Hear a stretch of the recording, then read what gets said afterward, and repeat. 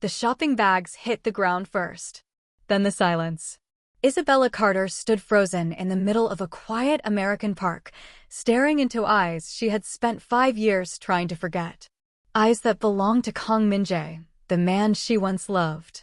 The man she left without a single word of truth. He wasn't supposed to be here.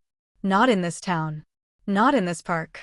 Not standing 3 feet away from her, staring at 2 little boys who had just chased off a group of bullies to protect an old woman.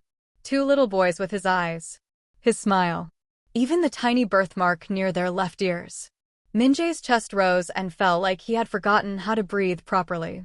His mind moved fast, counting backward. 5 years. The night she vanished. The date on the calendar that never made sense until now. His lips parted, but no sound came out at first. When his voice finally broke through, it was barely a whisper, shaking in a way the feared Mafia heir had never allowed himself to shake in public. "Are they my sons?" Isabella's throat tightened. Her eyes filled with tears she had held back for 5 long years. Every secret. Every sacrifice. Every lonely night spent protecting a truth that was never supposed to surface. It all came rushing to this one moment. She opened her mouth to answer him. If you were Isabella, standing there after 5 years of hiding the truth, what would you say next? Would you tell him everything?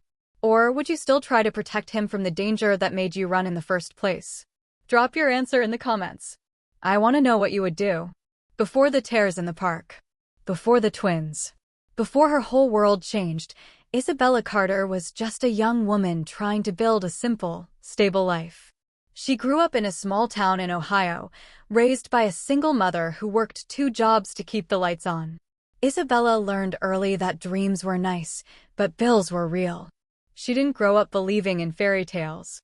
She believed in hard work, honesty, and never depending on anyone but herself. In college, she studied Korean language and literature, mostly by accident. A professor once told her she had a gift for it.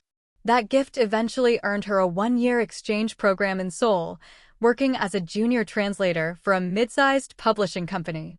Seoul was loud, fast, and beautiful in a way Ohio never was. Isabella loved the energy of the city, but she kept her head down. She wasn't there to fall in love. She was there to build a resume, save money, and go home with a stronger future. She didn't believe in love at first sight. She believed in stability. In showing up. In people who kept their promises. Kang Min-jae's life was the opposite of everything Isabella knew. He was the heir to one of Korea's most feared crime families, a name spoken in whispers in certain parts of Seoul. By the age of 25, Min-jae had already taken control of major parts of his family's operations. Men twice his age feared him. Rivals respected him. Everyone kept their distance. Min-jae grew up surrounded by people who wanted something from him. Loyalty was often fake. Friendship was usually a transaction. He learned to trust no one completely, not even the men who worked closest to him. He was cold in business. Calculated in every decision. But underneath the reputation was a man who was exhausted from a life he never fully chose. A life built by his father and his father before him. Min-jae didn't believe anyone could see him as more than his family name. Everyone saw the empire first. The danger first. The power first. Until Isabella. She had no idea who he was the night they first met. She wasn't intimidated by him because she genuinely didn't know she was supposed to be. To her, he was just a quiet, serious man who happened to speak perfect English and ordered his coffee the same way every single day. She teased him once about always ordering the same drink. He almost smiled. That almost smile became the beginning of something neither of them expected. Isabella didn't know about the empire. Min-jae didn't tell her, not because he was hiding it forever, but because for the first time in his life, someone talked to him like a normal person. Like someone worth knowing beyond his last name. For once, he wasn't the heir. He was just Min-jae. And for Isabella, a woman who never believed in fairy tales, something about his quiet steadiness felt different. Safe, even. Real. Neither of them knew yet how dangerous that safety would become. Their relationship grew slowly, built on small moments rather than grand gestures. Min-jae started showing up at the coffee shop near Isabella's office more often than coincidence should allow. She noticed. She never said anything, but she started ordering an extra pastry, just in case he sat down. He always sat down. Over months, Isabella learned pieces of his world, but only the parts he chose to share. A family business. Complicated. Serious. She wasn't foolish. She sensed there was more beneath the surface, but Min-jae was gentle with her in a way that made her curious instead of afraid. One night, after walking her home through the quiet streets of Seoul, Min-jae finally told her the truth. All of it. The empire. The danger. The blood tied to his family name. Isabella expected herself to run. Instead, she stayed. I don't want this life for you, Min-jae told her, his voice low and certain. I'm going to leave it behind. All of it. I want a peaceful life. With you, if you'll let me. Isabella believed him. Not because she was naive, but because Min-jae wasn't a man who made promises easily. When he spoke, he meant it. For months, everything felt steady. Min-jae quietly began stepping back from certain operations, handing responsibilities to trusted men, preparing an exit that wouldn't put either of them at risk. Isabella started imagining a future she never thought she'd want. A home. A family. A normal life, built with an extraordinary man. But small cracks were already forming. One evening, walking home from work, Isabella noticed a black car parked across from her apartment. She thought nothing of it at first. Seoul was full of black cars. But it was still there the next night. And the night after that. She mentioned it to Min-jae, expecting him to brush it off. Instead, his jaw tightened. He didn't explain much, only told her to be careful, to always let him know where she was. Around the same time, she crossed paths with Tae-young, Min-jae's closest second-in-command. He was polite to her, respectful even, but one afternoon, she caught him watching her from across the room with an expression she couldn't quite read. Not hostility. Something closer to warning. Does she know what she's getting into? Isabella overheard him ask Min-jae quietly, believing she was out of earshot. Min-jae's answer was firm. She won't have to. I'm mending it. Isabella chose to trust him. She chose to believe their story would end differently than the ones written about families like his. She had no idea how wrong that trust would soon prove to be. The night everything fell apart started like any other. Isabella had gone to meet Min-jae at one of the family's business properties, a quiet office building he used for legitimate meetings. She arrived early and waited in a small side room, scrolling through her phone. That's when she heard voices through the thin wall. Low. Careful. Speaking in Korean, but slow enough for her to understand every word. They weren't Min-jae's men. The air is getting soft, one voice said. He wants out. That makes him weak. And weak men make mistakes. Then we take advantage, another voice answered. Hit him where it hurts. Not just him. Everyone he loves. The American girl, too. Make sure there's nothing left for him to walk away to. Isabella's blood turned cold. She sat frozen, barely breathing, until the voices faded and footsteps disappeared down the hallway. She didn't tell Min-jae that night. She told herself she needed time to think, to be sure of what she heard. But 2 days later, before she could say anything, 2 men grabbed her outside her apartment and forced her into a car. They didn't hurt her physically. They didn't need to. The message alone was terrifying enough. Disappear, one man told her, his voice flat and businesslike. Leave Korea. Never contact Kang Min-jae again. Do this quietly, and he lives. Try to warn him, try to run to him, and we kill him. Simple as that. They released her hours later on an empty street, as if nothing happened. As if they hadn't just handed her an impossible choice. Isabella walked home in a daze, her hands shaking the entire way. She loved Min-jae. She had never loved anyone the way she loved him. But loving him now meant one thing: staying away from him could save his life. 3 days later, sitting alone in her apartment bathroom, Isabella stared at a pregnancy test that changed everything. 2 lines. She pressed a hand over her mouth, tears streaming down her face. A baby. Min-jae's baby. A piece of the man she loved, growing inside her at the exact moment she was being forced to leave him forever. The timing felt cruel, almost impossible to survive. If she told Min-jae about the pregnancy, she knew exactly what he would do. He would refuse to let her go. He would fight the rival syndicate with everything he had, risking his life and hers to protect their unborn child. And if the rivals found out she was pregnant, the threat wouldn't just be against her and Min-jae anymore. It would be against their baby too. Isabella sat on the cold bathroom floor for a long time, hugging her knees, trying to breathe through the panic clawing at her chest. She was alone. Truly alone, for the first time in her life. No family nearby. No one she could tell the truth to without putting them in danger too. She thought about Min-jae's promise to leave the empire behind. She thought about the peaceful life they had planned together. All of it now felt like a fragile dream slipping through her fingers. There was only one way to protect the baby. Only one way to protect Min-jae. She had to disappear completely. And she had to make him believe she wanted to leave. Not because a threat forced her to, but because she had stopped loving him. It was the only lie cruel enough to keep him from chasing her. Writing the letter was the hardest thing Isabella had ever done. She sat at a small desk in her apartment at 3 in the morning, a blank page in front of her, her hands trembling so badly she had to start over several times. She needed Min-jae to believe every word. Not just read it. Believe it completely, or he would come looking for her. Min-jae, I'm sorry it has to be this way. I thought I could live this life with you, but I can't anymore. I've met someone else, someone who doesn't come with danger and secrets. I'm leaving Korea, and I need you to let me go. Please don't look for me. Don't waste your time. What we had is over. Isabella. Every word felt like poison on the page. She wasn't falling out of love with him. She was drowning in it, even as she wrote lies meant to kill it completely. She sealed the letter, left it where he would find it, and boarded the first flight to America before sunrise, carrying nothing but a suitcase, a broken heart, and the secret growing inside her. Min-jae found the letter that same evening. He read it once, certain there was some mistake.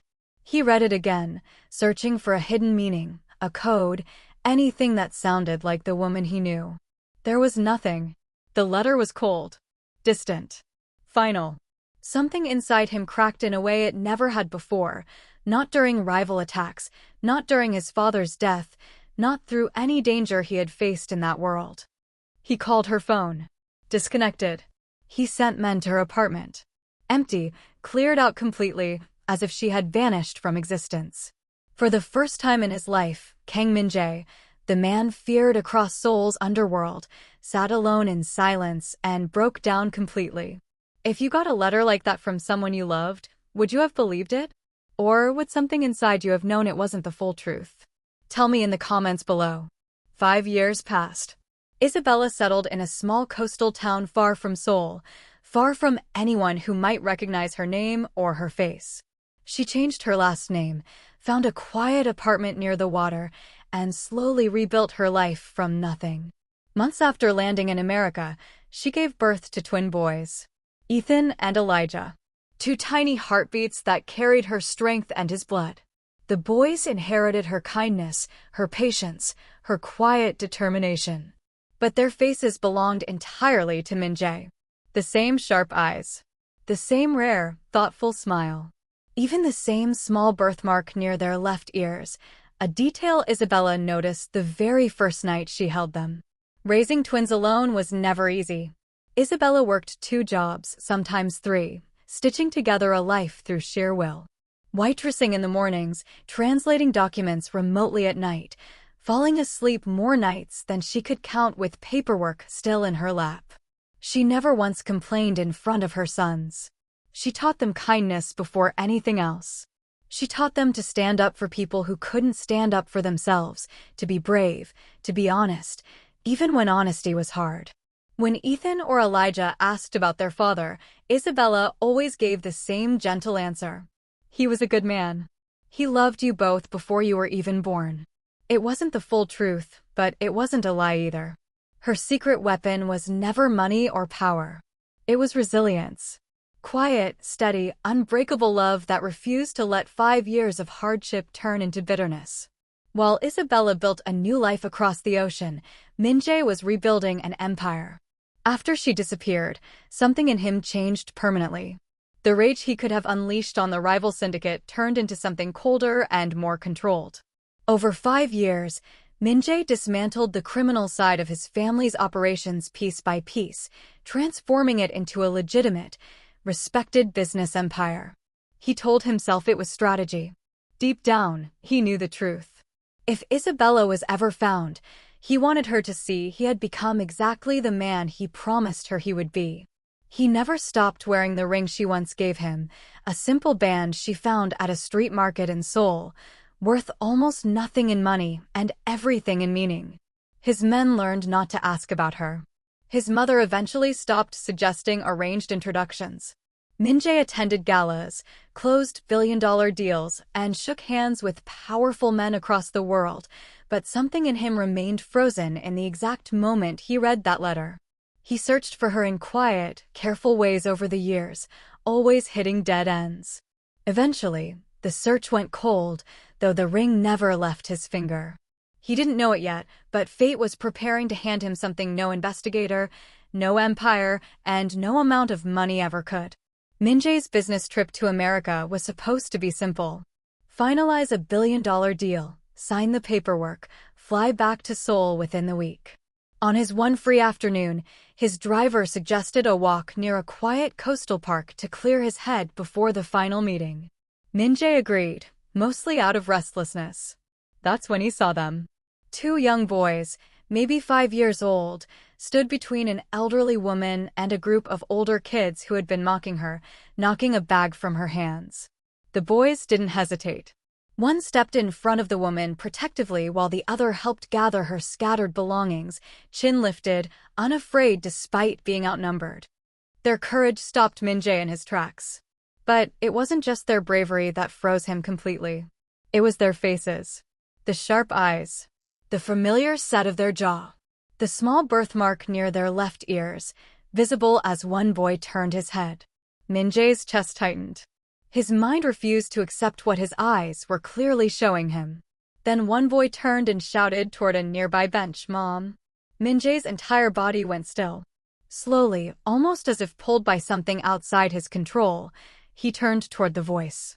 Standing only a few feet away, frozen mid-step with grocery bags in her hands, was Isabella. The woman who had shattered his heart 5 years earlier. The woman whose letter he had read 1,000 times, searching for lies he never found.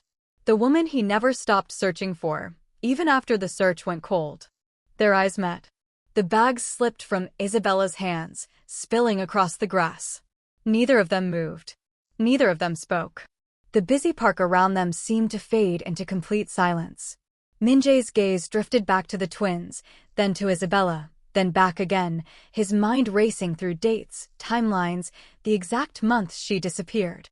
5 years. Twin boys around 5 years old. His eyes. His smile. His mark. The impossible truth crashed over him all at once, stealing the breath from his lungs. His voice, when it finally came, trembled in a way the feared, controlled businessman rarely allowed himself to show. "Are they my sons?" Isabella's eyes filled instantly with tears, 5 years of secrets and sacrifice rising to the surface in a single unbearable moment. She couldn't speak yet, but slowly her head began to move. She nodded. Isabella just nodded. The truth is finally out. But here's the real question. After everything, after the letter, the lies, the 5 lost years, do you think Min-jae will forgive her? Or is some pain too deep, even when the reason behind it was love? Comment below. I really want to know what you think happens next. For a long moment, Min-jae couldn't move. He just stared at the 2 boys who shared his face, then at Isabella, whose tears were now falling freely. 5 years, he finally whispered. 5 years, Isabella. Why? Isabella wiped her eyes with a shaking hand, her voice breaking as the words finally came out, words she had held inside for so long they felt like a physical weight leaving her chest. "I overheard them," she said. "The rival syndicate. They were planning to kill you and everyone you loved.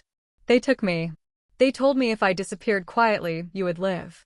If I warned you, if I tried to stay, they said they would kill you instead. Min-jae's jaw tightened, old anger rising at the memory of enemies he thought he had already dealt with. I found out I was pregnant 3 days later, Isabella continued. I was terrified. If I told you, I knew you would fight them, and I couldn't risk your life or the baby's. I thought the only way to protect all of us was to make you believe I didn't love you anymore. It was the only lie strong enough to make you stop searching. Min-jae closed his eyes briefly, absorbing every word. He thought about the letter, cold and distant, nothing like the woman standing in front of him. He thought about 5 wasted years of grief, searching, and silence. He waited for anger to rise in his chest. It never came. Instead, something else replaced it completely. Overwhelming love, mixed with deep grief for everything they had both lost. 5 years of birthdays. First steps. First words. Years he could never get back, taken not by Isabella's betrayal, but by her sacrifice.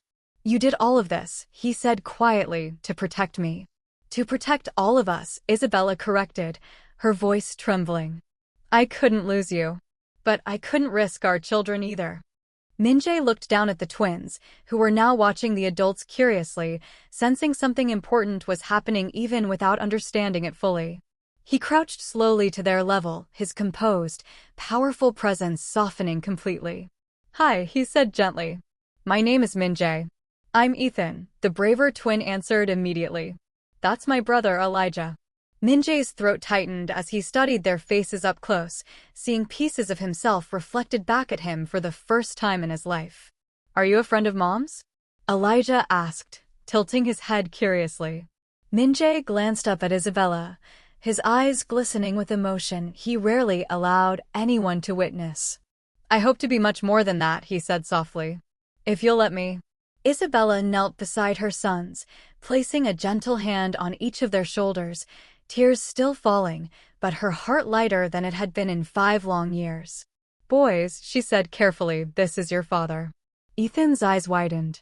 Elijah looked between Min-jae and his mother, processing the words slowly. Our dad? Ethan asked. The one who loved us before we were born? Min-jae's composure finally broke completely, emotion overwhelming the powerful businessman in a way nothing ever had. Yes, he said, his voice thick with tears. That's me.